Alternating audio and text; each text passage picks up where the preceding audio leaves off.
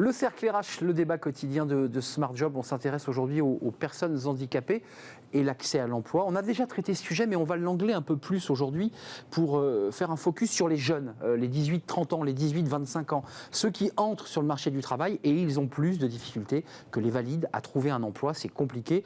Comment faire pour que les entreprises ouvrent grand les portes à ces jeunes qui ont des diplômes, qui ont parfois tout qui va bien, mais qui peinent et qui ont plus de difficultés. En tout cas, on le verra dans quelques instants à travers un sondage, qui ont plus de difficultés et mettent plus de temps à trouver un emploi. Et puis, il y a plein de contraintes qui sont liées à la géographie, à la situation géographique et au type de poste proposé. On en parle avec mes invités. Flora Thiebaud, merci d'être avec nous. Merci de revenir sur ce plateau, parce que vous êtes déjà venu débattre avec nous. Psychologue clinicienne, cofondatrice d'OTI Consult. OTI Consult. On parlera donc de l'autisme et de l'entreprise qui n'a recruté que des personnes autistes. On est d'accord ? En tant que consultant. En tant que consultant. Dans le back-office, c'est-à-dire dans l'organisation. Mais les consultants sont tous des personnes autistes. Tout à fait. On a fait un titre sur l'autisme, une chance pour l'entreprise. Bon, on en parlera avec vous dans quelques instants. Avec nous, Didier Sartier, merci d'avoir répondu à notre invitation. Directeur général de l'AGFIP, qui est l'institution qui organise, qui gère cette question de l'intégration des personnes handicapées au sein des entreprises. Et puis qui organise aussi le fait qu'une entreprise paye au lieu d'embaucher une personne handicapée. Elle préfère payer. Il faut préciser qu'une entreprise de plus de 20 salariés est dans l'obligation d'avoir 6% de personnes handicapées. Et lorsqu'elle crée son entreprise, parce que certains disent mais je ne peux pas, elle a 3 ans pour se mettre en règle. On en parlera avec vous dans quelques instants. Puis Jean-François Dufresne, merci d'être là, fondateur de l'association Vivre et Travailler Autrement. Dans le civil, vous avez eu une longue carrière chez Andros. Oui, c'est exact. Vous avez été un des directeurs, un des directeurs de chez Andros. Et puis vous vous êtes personnellement engagé aussi dans ce mouvement parce que vous êtes concerné directement, votre fils. J'ai un fils autiste et vous êtes mobilisé. On va en parler. Vous avez fait j'ai vu un webinar qui s'est pas mal passé. On en parlera avec vous dans quelques instants. D'abord, juste une question à vous, parce que c'est une question quand même qui est fondamentale. Comment vous dirigez la GFIP, c'est-à-dire c'est l'organisme, c'est la tour de contrôle. Qu'est-ce qui fait qu'une entreprise préfère payer que de faire l'effort de proposer un poste adapté qui permette à une personne handicapée, physique ou pas d'ailleurs, parce qu'il y a aussi des personnes dont le handicap ne se voit pas, d'avoir un accès à l'emploi. Comment vous l'expliquez ? On peut l'expliquer de plein de manières. La première, c'est par méconnaissance, par finalement aussi préjugé et considérer que finalement, ça va être compliqué d'embaucher une personne en situation de handicap. Voilà peut-être le premier réflexe. Et puis finalement, aussi, peut-être parfois aussi, que les compétences ne sont pas tout à fait adaptées à ce qu'ils recherchent. Et malheureusement, en France, on recrute aussi beaucoup par mimétisme. On recrute toujours les mêmes. On ne fait pas l'effort. L'endogamie. On ne fait pas l'effort d'aller chercher des profils variés. D'ailleurs, c'est un grand sujet aujourd'hui en France pour améliorer les recrutements, qui est celui de diversifier les recrutements, de travailler davantage moins au diplôme plutôt qu'aux compétences, au savoir-être, au savoir-faire, aux capacités au sein de l'entreprise. Et les personnes en situation de handicap ont toutes ces compétences et elles ont tout intérêt à aller les chercher aujourd'hui. Et c'est ce que font un grand nombre d'entre elles maintenant. Mais Didier Sartier, un mot, et je donne la parole à mes invités. Ils ont, j'imagine, un avis sur cette question aussi, mais je sais que ce n'est pas vous qui décidez, c'est le législateur, c'est évidemment le pouvoir politique, mais pourquoi ne pas augmenter un peu plus encore, comme on le fait pour le prix des paquets de cigarettes? On sait que c'est dangereux, on augmente le prix. Est-ce qu'il faut encore augmenter les cotisations des entreprises pour peut-être les toucher au portefeuille? Est-ce que c'est une piste ou est-ce qu'il faut passer par la pédagogie? Alors, les deux. Et vous l'avez demandé, ça a été fait. En 2018, la loi vient de changer et elle a d'ailleurs finalement augmenté l'incitation des entreprises, ou l'incitation financière, on va le dire comme ça, pour vous le dites gentiment, développer l'emploi direct. Et d'ailleurs avec un mécanisme qui fait que, et c'est la loi d'ailleurs est entrée en vigueur réellement en application en 2000, avec des contributions à verser cette année, en 2021, et avec un système qui fait que si elle n'embauche pas plus de personnes en situation de handicap, s'il n'y a pas plus de personnes en situation de handicap dans l'entreprise, eh bien les contributions vont monter. Une sorte de bonus-malus, en fait. C'est pas tout à fait un bonus-malus, mais c'est, disons, une réforme qui a augmenter cette contribution potentielle si l'emploi n'est pas réalisé, si l'emploi de personnes handicapées n'est pas réalisé, et qui progressivement va continuer. Pas progresser. Il n'y a pas le bonus. Il y a plutôt le malus, mais pas le bonus. Le bonus, c'est d'embaucher des personnes parce que ça apporte à l'entreprise. La diversité. Vous en pensez quoi, Jean-François Dufresne? Parce que l'association, c'est vous qui l'a pilotée, c'est vous qui l'avez montée. C'est quand même compliqué, on va le voir dans le sondage, parce qu'on est dans la semaine européenne pour l'emploi des personnes handicapées, là, du 15 au 22, pilotée entre autres par la GFIP et d'autres associations. C'est quand même compliqué quand on est un jeune. Alors, handicapé physique ou pas d'ailleurs, parce que l'autisme, pour le dire simplement, ce sont des personnes qui n'ont pas d'invalidité, voilà, c'est compliqué. Oui, il y en a 95% qui sont au chômage. C'est ça. Donc, ils ont quand même un peu d'invalidité, pour parler simple. Par contre... Non, mais je voulais dire par là que c'est pas forcément quelqu'un en chaise roulante, dans l'espèce de... Mais c'est beaucoup plus facile d'engager un bac plus 5 en chaise roulante qu'un autiste sévère non-verbal à déficience intellectuelle. Quand on parle de handicap, ça n'a aucun sens. Il y a autant de formes de handicap que de personnes handicapées. Donc, si vous voulez, que d'environnement, etc.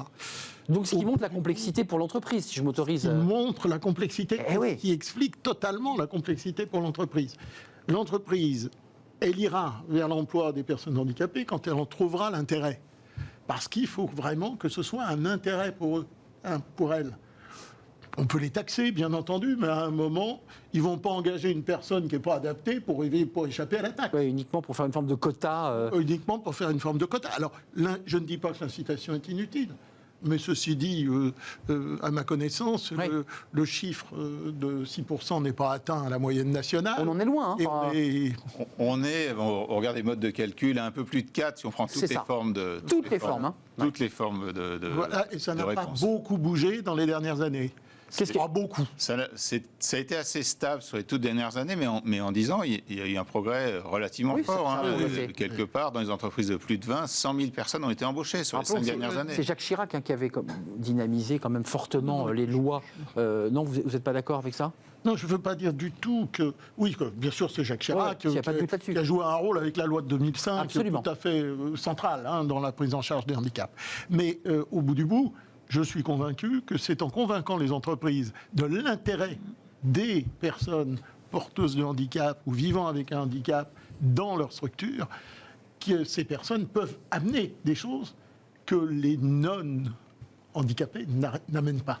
Vous avez cité un cas, j'allais dire grave, je ne sais pas si c'est grave, mais le profil que vous avez fait d'un autiste avec cette description, le profil type que vous avez fait en début d'émission, c'est quelqu'un qu'on peut intégrer dans l'entreprise, c'est quelqu'un qui peut avoir sa place dans l'entreprise. Cette question, le chef d'entreprise vous la pose. Vous dit comment je fais concrètement. Je suis d'accord, mais comment je fais?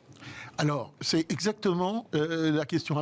Il y a eu une étude qui a été faite cette année d'ailleurs, qui disait que 73% des chefs d'entreprise étaient prêts à engager des personnes handicapées, ou étaient volontaires pour le faire, mais que les mêmes, enfin pas les mêmes, mais toujours le même chiffre de 73% disaient oui, mais on ne sait pas faire. Et on ne sait pas comment faire. Exactement. On ne sait pas comment faire. Donc, bien entendu, il faut accompagner les personnes handicapées, c'est très important, mais il faut aussi accompagner les entreprises à l'intégration des personnes handicapées. Évidemment. Et en particulier... Au regard des collaborateurs. Au regard de ce qu'il y a à mettre en œuvre pour pouvoir les accompagner éventuellement, ce qui est le cas des autistes sévères, pour ne prendre que ces exemples-là. Mais je vais tout à fait dans la direction de M. Sartier. Flora Thiébaut, vous vouliez réagir, parce qu'on parle des autistes sévères, d'une sorte, pour le dire un peu directement, de peur, d'appréhension, enfin d'inquiétude, pour le dire. On se dit, oh là là, mais comment ça se passe chez vous dans votre structure? On a bien compris qu'une partie du back-office sont des gens valides, mais vos consultants sont des personnes autistes. Tous nos consultants donc, sont employés en CDI par Auticonsult. Chez nous, on a mis en place un système au niveau, plutôt des process de recrutement qui sont en marge justement de ce qui se fait actuellement, qui est quand même très très normopathe. Vous disiez, on a un peu tendance à recruter des clones, c'est vrai. Ben, c'est ça, on recrute des personnes sur pas forcément sur ce qui sera attendu au quotidien dans leur emploi, mais avec des process très très généralistes, alors qu'il y a une diversité de profils, à la fois évidemment culturels, des expériences passées, des connaissances, des diplômes et tout, mais aussi au niveau cognitif, de son aptitude, bien sûr, moteur, voilà. Et finalement, il y a aussi une énorme diversité de jobs qui sont censés aussi correspondre aux appétences, aux compétences de chaque personne, alors que les fiches de poste sont souvent un peu du copier-coller. Il y a 2 tiers copier-coller, puis le reste qui est spécifique à tel poste. Donc vous avez fait des postes très adaptés pour ces consultants. Je précise qu'ils se déplacent à l'entreprise, on est d'accord? Alors, ils se déplacent, ils sont consultants pour OT-Consult. Ils se déplacent sur des missions d'en moyenne 9 mois chez nous, jusqu'à 3-4 ans de missions chez des clients comme EDF, Airbus, IBM, Air Liquide sont les grands clients et plein d'autres qui nous font confiance aujourd'hui. Après, c'est pas seulement qu'on adapte un poste à une personne, c'est qu'on va être réellement allé rechercher, évaluer en mise en situation les compétences d'une personne, être très à l'écoute de ses appétences et essayer de trouver un matching parfait. Et après, on parlait aussi de la limite. De ce qui retient les gens, c'est le manque d'information. Ou de compréhension, en tout cas. Le handicap. Mais je trouve qu'au moins à part égale, ce qui retient les gens, c'est le manque d'expérience. Dans n'importe où dans notre vie, ce qui va nous aider, ça va être les connaissances théoriques et l'expérience. Et il y a un vrai problème sociétal derrière ça qui fait que quand on arrive dans le monde de l'entreprise aujourd'hui, curieusement, la plupart des gens, on n'a jamais... Pour tout le monde, on est d'accord. Socialement, scolairement, à l'université, on n'a jamais été coude à coude à côté de 2 personnes qui ont un profil officiellement différent, soit lié à un handicap, soit visible ou invisible, à certaines différences en termes d'apprentissage, de compétences. Et c'est vrai que si on avait plus d'expérience, et c'est ce en quoi on croit aujourd'hui, à la fois Vivre et Travailler autrement et OT-Consult, on travaille beaucoup ensemble parce que l'idée, c'est qu'une fois qu'on a fait l'expérience d'une personne dans son atelier, dans son bureau, de la collaboration efficace avec une personne qui a un handicap sur lequel on a été informé, sur lequel on a été même formé pour favoriser une communication, une collaboration efficace, là, il y a un vrai changement. Et c'est des personnes qui plus jamais seront, je pense, aussi discriminantes qu'avant. Alors que leur balancer... ils deviennent même des ambassadeurs. Ça ne les aide pas à savoir comment faire. Bien sûr. Quelques mots sur cette semaine du 15 au dimanche 21 novembre, qui est la semaine européenne pour l'emploi des personnes handicapées, et le sondage de l'IFOP, où on voit quand même, et vous l'avez commandé, ce sondage, 7,6 mois de temps de recherche pour les jeunes en situation de handicap, contre 4,2 mois pour l'ensemble des jeunes. Et 82% estiment que le manque d'offres d'emploi, ça revient à ce que disait à l'instant notre invité, estime que le manque d'offres d'emploi proposant un environnement de travail accessible et adapté est une difficulté importante. Ça, c'est 2 items qu'on a choisis. Puis ensuite, il y a la difficulté de l'accessibilité aux villes, parce que certains disent, la première chose, c'est le job que je cherche, mais le deuxième problème, c'est qu'on ne peut pas, pour des raisons physiques, pratiques, m'envoyer trop loin. Donc il y a aussi le bassin géographique où on prend ces emplois. Qu'est-ce que vous en tirez de ce sondage? Vous dites qu'il y a encore beaucoup de travail chez les jeunes pour ouvrir la porte aux jeunes. C'est vrai pour les jeunes et c'est encore plus vrai et plus dur pour les jeunes en situation de handicap. Alors, on a voulu faire l'accent cette semaine sur les jeunes, notamment après aussi cette période compliquée qu'on vient de vivre, et on sait que les jeunes ont été particulièrement touchés, et donc on a voulu voir qu'en est-il pour les personnes en situation de handicap. Et on retrouve ces résultats-là, comme pour l'ensemble du public, où on dit la durée du chômage est plus longue, où on dit le taux de chômage est 2 fois plus élevé, et bien chez les jeunes aussi, même encore aujourd'hui, même après l'école inclusive d'une certaine manière, le temps pour eux aussi c'est difficile, ça reste difficile, et donc c'est aussi donner cette information, cette connaissance qui fait qu'il faut être attentif aussi, même pour les jeunes en situation de handicap, comme vous l'avez dit, 2 fois plus long pour trouver un emploi, et même il y en a un tiers d'entre eux où c'est plus de 7 mois. Plus 7 mois. 7 mois, c'est la moyenne. 7 mois, c'est la moyenne. C'est la moyenne. Et pour un tiers, c'est plus de 7 mois. Jean-François Dufresne, 50% de ces jeunes, dans le sondage IFOP commandé par la GFIP, disent qu'ils ont fait l'expérience de discrimination lors de leur recherche d'emploi. Et puis, dans un autre item, ils expliquent que le regard des jeunes sur eux est souvent moqueur, difficile à vivre. C'est un moment difficile à vivre, ce passage-là. Comment vous regardez cette question de discrimination? Là aussi, qu'est-ce qu'on fait? Vous convoquez tous les DRH comment on fait concrètement? Ce qui est intéressant, c'est d'avoir des outils. Pourquoi vous me parlez de DRH et pourquoi vous me parlez d'entreprise? Moi, j'ai envie de vous parler de la société en général. Pourquoi y a-t-il discrimination dès le début à l'école? Oui. Regardons ce qui se passe autour de nous, ne serait-ce qu'en Europe, où on a une situation bien différente de ce qui se passe ici en France. Et on ne peut pas dire que ça soit la faute des derniers gouvernements qui ont fait des efforts très importants pour faire de l'inclusion. C'est un problème culturel, c'est un problème sociétal. C'est un problème culturel, sociétal, systémique. On est aujourd'hui condamné par l'ONU pour institutionnalisation systémique. Ça veut dire quoi concrètement? Ça veut dire qu'en pratique, on a tendance à institutionnaliser les handicapés, à les mettre dans des institutions où ils vont se retrouver entre eux. Et après, on va parler de société inclusive. Il y a une espèce de truc là. Et ce n'est pas que la volonté politique ne soit pas là, car elle est là. Mais il faut faire bouger l'ensemble du système. Mais vous êtes un père de famille. Vous, à titre personnel, l'association, c'est un élément important parce que, au-delà de l'autisme, vous travaillez sur l'intégration des personnes handicapées dans notre société. Mais comment vous l'avez vécu à titre personnel, le fait que vous vous êtes battu déjà vous-même pour trouver un emploi à votre fils? Comment ça se passe pour lui, par exemple? Ah ben écoutez, moi on m'a dit, quand mon fils est arrivé à 20 ans, et c'est les sachants, les médecins, les MDPH, etc., on me dit, alors je vais le faire horrible, hein, on m'a dit votre fils est un crétin qui ne fera jamais rien de sa vie. Comme ça? Pas dans ces mots-là, loin. Mais c'était très proche. C'était très proche. Ils ont dit déficient intellectuel. Enfin bon, passons. Donc c'est très humiliant à entendre pour un père aussi, par ailleurs. Vous savez, quand on a un enfant autiste, on n'est plus humilié depuis longtemps. Hein. Ça fait longtemps qu'on arrête d'être humilié. Quand on a eu affaire au psychiatre, on est assez vite humilié. Donc, oublions cet aspect d'humiliation, c'est pas important. Ce qui est important, c'est il va falloir mettre justement mon fils dans une institution. Et là, on se dit, non, je veux pas. Et là commence la bataille. Contrairement à ce que tout le monde me dit, je pense qu'il peut travailler. Et donc, c'est la chose que nous avons faite, avec notamment l'appui de la GFIP, en travaillant avec les gens qui s'occupent, au contraire, des autistes de très haut niveau, chez Auticonsult, puisque les consultants d'Auticonsult ne sont pas des autistes qui vivent facilement, mais sont des autistes de très haut niveau intellectuel. À haut potentiel. À très haut potentiel. Pas tous haut potentiel intellectuel, c'est-à-dire le haut potentiel intellectuel, c'est un QI supérieur à 130. Non, mais sauf qu'ils ont une aptitude. Mais c'est des personnes qui, en effet, a priori, n'ont pas de déficience intellectuelle avérée telle qu'on l'évalue en ce moment. Et c'est 70%, hein, normalement, depuis 2017, les chiffres, 70% des personnes du spectre n'ont pas de déficience intellectuelle associée. Et on a la preuve aujourd'hui que 100% du spectre, a priori, a des capacités de travailler parce que c'est une situation. qui permet à une personne de travailler et de mettre en place ses compétences. C'est pas forcément, on peut ou on ne peut pas. C'est en fonction de l'environnement et c'est la rencontre entre un environnement, des personnes, des compétences. Oui, c'est le cadre. C'est là où la bataille a commencé pour vous, excusez-moi, parce que vous avez dit, je tourne le dos à l'institution qui veut mettre mon fils dans cette espèce de centre, de ghetto, parce qu'il y a une forme de ghettoisation. C'est un mot que j'utilise beaucoup.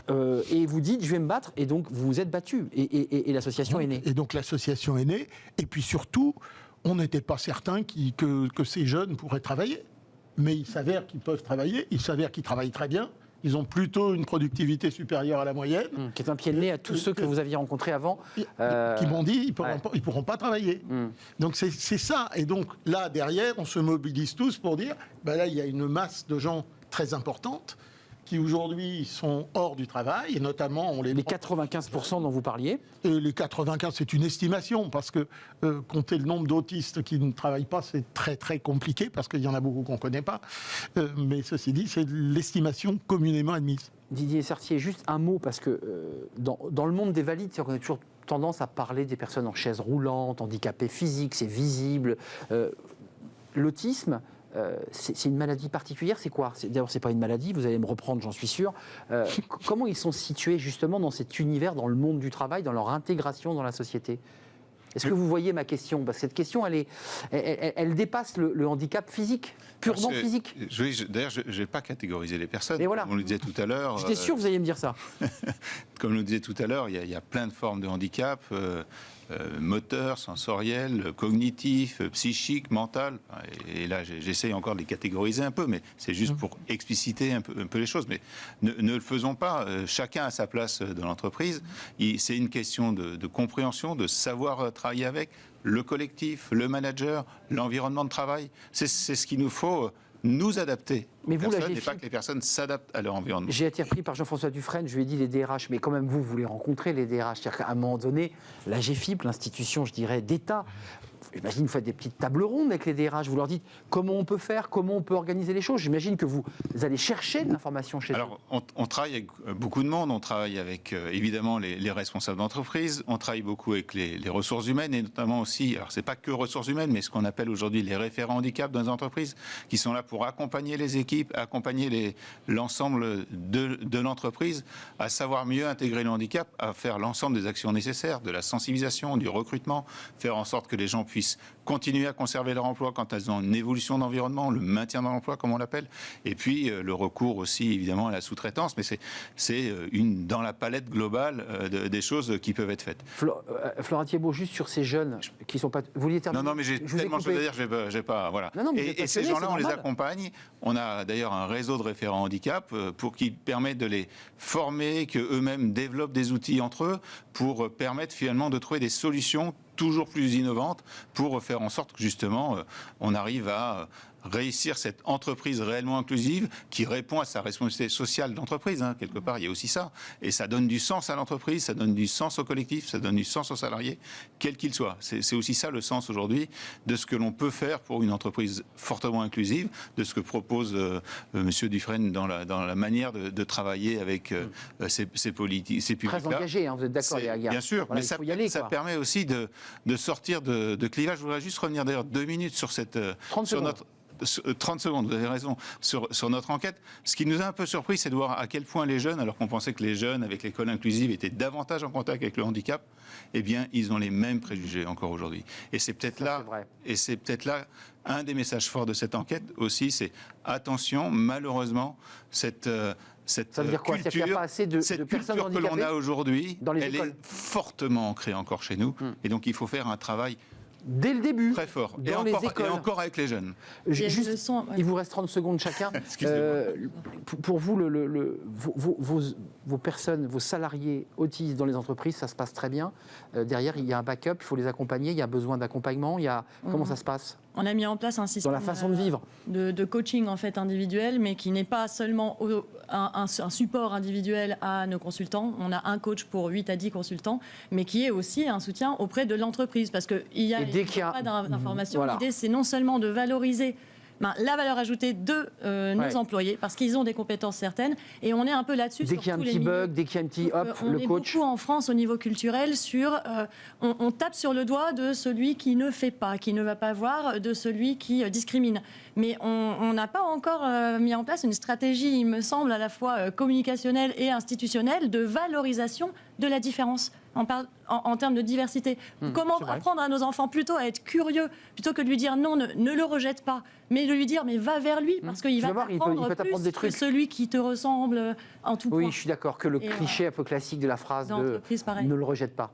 Qui met une négation dans la phrase, d'ailleurs. En termes de psychanalyse, c'est pas très très bon. Avant de nous quitter, votre combat est loin d'être terminé, si je comprends bien.